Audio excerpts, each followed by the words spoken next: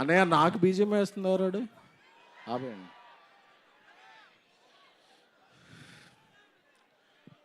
పంచ్తో start చేసి speech మాట్లాడదాం, speech చేసాక పంచ్ చేద్దాం. నాకు మీ ఎమోషన్ తెలుసుగా, ఫస్ట్ పంచ్ స్టార్ట్ చేసుకుని స్పీచ్ చేద్దాం.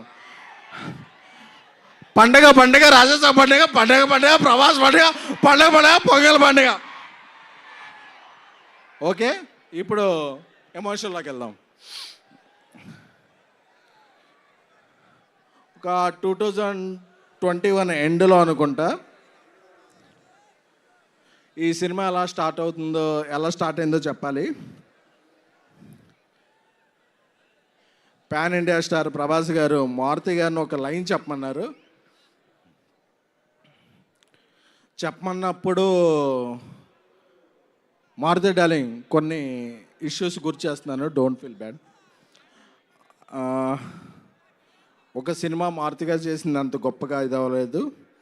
ఆ వెంటనే మారుతి గారు నేను ఒక 20 years నుంచి చైల్డ్హుడ్ ఫ్రెండ్స్.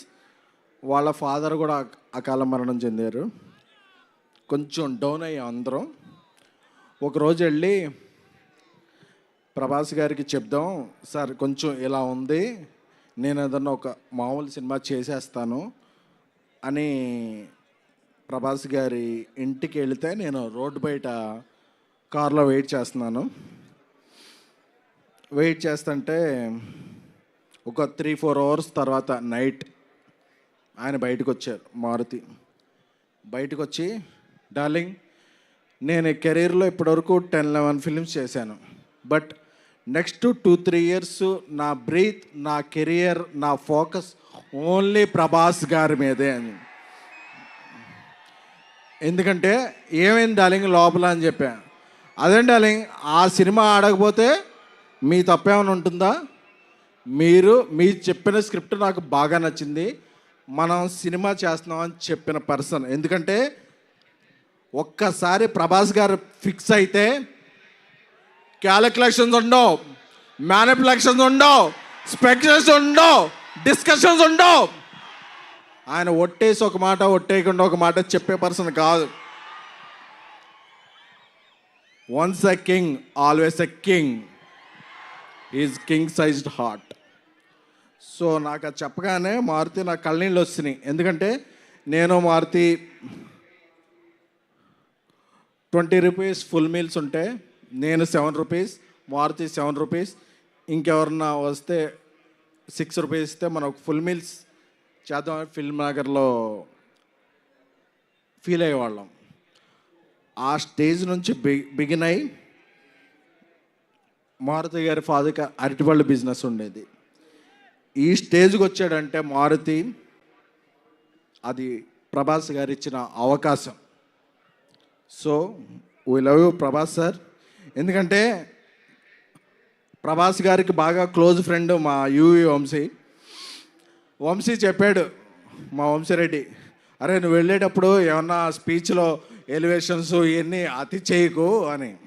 బట్ ఒక అలాంటి హార్ట్కి మనం ఎలివేషన్స్ ఇవ్వకుండా ఎలా ఉంటాం? ఇవ్వకుండా ఉండలేం. అందుకనే ప్రభాస్ గారితో షూట్ చేస్తున్నప్పుడు యూరోప్లో ఆయన ఒక పెద్ద విల్లా తీసుకున్నారు.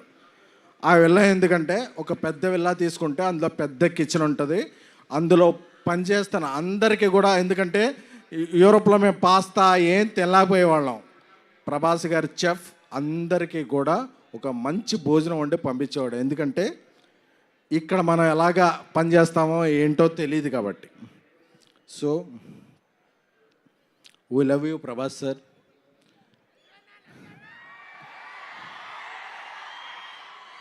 నేను మారుతూ ఒకటే చెప్పా, డార్లింగ్ నేను సినిమా తీసిన తర్వాత, అంటే ఈ సినిమాకి ప్రొడ్యూసర్ విశ్వప్రసాద్ సార్ ఇంత ఖర్చు పెట్టి ఇంత డేర్ చేసి, అంటే డేర్ అంటే వాట్ ఎవర్ ద సిచ్యువేషన్స్ ఆయన చాలా రాక్ సాలిడ్గా ఉండేవాళ్ళు. నేను ఒకటే చెప్పా, రాముడు ఆ రామసేతు కడుతుంటే ఉడత ఇసుక ఇది చేస్తుంది కదా, నేనేమీ కాదు, ఈ సినిమాకి నేను ఉడతను మాత్రమే. బట్ బికాజ్ ఆఫ్ ప్రభాస్ గారి మంచితనం, మారుతి నా స్నేహితుడు మారుతి. బట్ ఈ సినిమా ఇక్కడికి వచ్చే ముందే 3 minutes 21 seconds ట్రైలర్ చూశాను. చెప్పచ్చుగా. ఆ ట్రైలర్ చూశాక అప్పుడప్పుడు మనం ఒక 4 minutes సాంగ్ వచ్చాక ఏదో ఒక ఫ్రేమ్ ఎలా ఉంది, ఒక ఫ్రేమ్ ఎలా ఉంది అని చెప్తారు.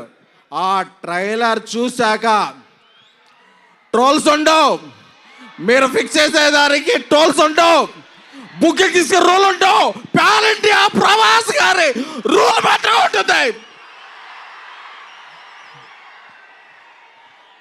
సారీ వంశీ, కొంచెం అప్పుడప్పుడు నేను ఎమోషన్ అవుతుంటాను.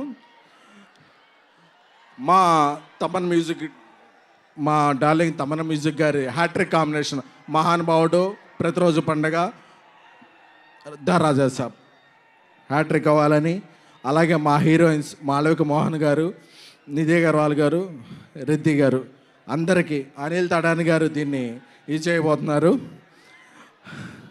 సో మీ అందరికీ కూడా బిఫోర్ గోయింగ్ దెన్ ఈ 2-3 years నా మైండ్లో ఏముంది అనుకున్నారు కదా.